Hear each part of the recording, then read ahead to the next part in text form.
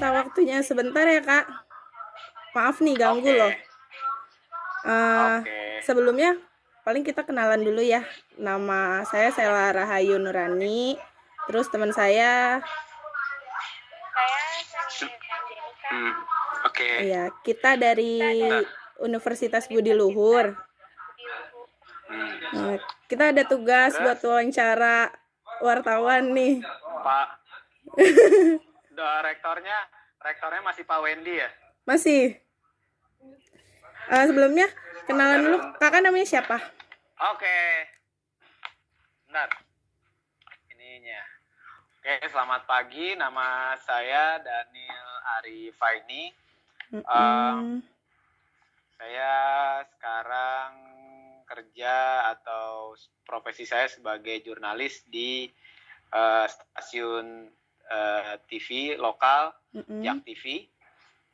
Saya kurang lebih kalau untuk di TV-nya sendiri ya, kalau di TV-nya sendiri kurang lebih sudah 10 tahun, tapi sebelum saya terjun ke dunia TV, jurnalis, saya seorang pekerja production house.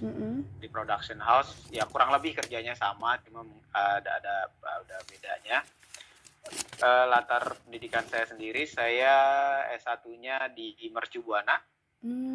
Kemudian sekarang saya sedang pasca sarjana di Universitas Budi Luhur, Jakarta. Ternyata satu kampus. Ya. Saya sekarang semester 3 di pasca sarjana komunikasi Budi Luhur. Begitu. Okay. Ya. Kalau untuk hobi? Terus gimana lagi? Hobi apa tuh, Kak? Hobi sih standar ya, kayak kebanyakan orang ya. Saya kalau ada waktu senggang saya olahraga, baca bukunya buku yang ringan-ringan, main juga hobi saya. Main dalam artian ya main keluar, pergi jalan, travel, karena itu menyangkut pekerjaan ya. Dulunya kan sebelum di TV saya di PH itu lebih banyak bikin dokumenter, jadi lebih sering keluar kota gitu. Ya hobi itu sih itu aja, nggak terlalu ribet hobinya. Kalau olahraga biasanya suka apa tuh? Olahraga yang nggak berat. Dulu sebelum ramai jogging saya udah jogging. Sekarang saya lebih ke sepeda statis, sepeda di rumah karena pernah kecelakaan, jadi saya udah nggak sepeda dulu. Kemudian habis recovery juga, habis sakit, jadi belum olahraga yang berat, jadi olahraganya di rumah, sepedaan di rumah. Ya Kak, aku mau nanya, kalau bakat or talent Kakak apa? Bakat apa ya? Mungkin seiring perjalanan karir, yang saya bisa rasakan adalah negosiasi. Dalam artian pekerjaan seorang jurnalis, reporter seperti saya, itu adalah negosiasi dengan narasumber atau dengan orang-orang yang akan kita jadikan bahan untuk liputan. Negosiasi di sini dalam artian bukan negosiasi harga atau apa, negosiasi kesediaan waktu untuk wawancara, negosiasi kesediaan dia untuk bisa kita kulik lebih dalam. Gitu. Okay. Kalau untuk suka dukanya sendiri selama suka duka kerja, ya? Semua pekerjaan, semua profesi tentunya ada tantangan ya. Ada tantangan, ada kesulitan, ada macam-macam ya. Kalau untuk dukanya apa sukanya dulu nih? Ya, bebas Kak. Bebas ya. Oke. Sukanya ya jadi seorang jurnalis itu, kalau saya pribadi. Kalau orang-orang kan mungkin beda ini. Kalau saya pribadi, yang saya suka itu, bukan saya suka, maksudnya pengalamannya itu, kita biasanya tahu lebih dulu informasi sebelum disampaikan masyarakat dari sumbernya langsung. Itu satu. Kita tahu tempat yang mungkin orang belum pernah datang ke situ. kita bisa, atau tempat yang bahkan berbahaya sekalipun atau terlarang pun kita bisa datang ke situ. Itu buat saya sih suka ya, karena ada bangga tersendiri. Misalnya satu saat liputan kalian nih, Sela atau siapa tadi namanya, Sania liputan kemana, ketemu dengan tokoh atau siapa pejabat, bisa ketemu langsung, itu kan sebuah kesukaan, kebanggaan kita. Bahkan bisa foto, bisa makan bareng segala macam, itu sukanya. Nah, kalau dukanya banyak ya. Dukanya misalnya kalau yang hari-hariannya kita dikejar deadline, tapi itu memang sudah bagian dari kerjaan. Kemudian ada narasumber yang udah kita fix, jadi tiba-tiba dia batal karena satu lain hal atau karena masalah sepele sebetulnya dibatalin, itu dukanya. Jadi kita udah range waktu dengan baik, ternyata enggak. Terus nunggu untuk wawancara, kita nunggu seharian ternyata batal atau diundur atau apa gitu. Jadi itu yang agak duka. Nah, kalau saya sendiri ada pengalaman yang tidak terlupakan waktu 2014. Pengalaman pribadi waktu itu saya liputan, saya kecelakaan sampai patah tangan. Patah tangan saya 3, tulang saya patah 3 di dalam. Saya sama teman saya itu kecelakaan beruntun di Pondok Indah waktu liputan waktu itu Gubernur Jokowi. Kita iring-iringan, kecelakaan, mobil saya hancur. Nanti link video sama foto-fotonya saya kirim. Iya.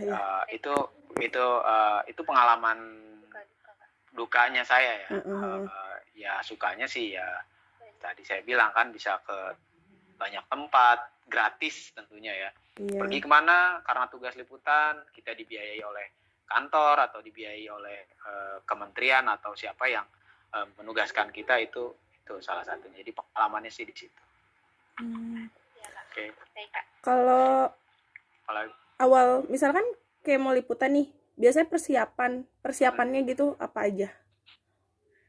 Standar ya, kalau liputan itu biasanya setiap lembaga perusahaan punya SOP yang beda. Nah, kalau kita ngomongin tempat saya ya, di tempat saya itu biasanya ada semacam rapat redaksi lah yang diikuti oleh Korlip, koordinator liputan, kemudian produser, untuk membahas isu besok dengan bahan yang ada hari ini.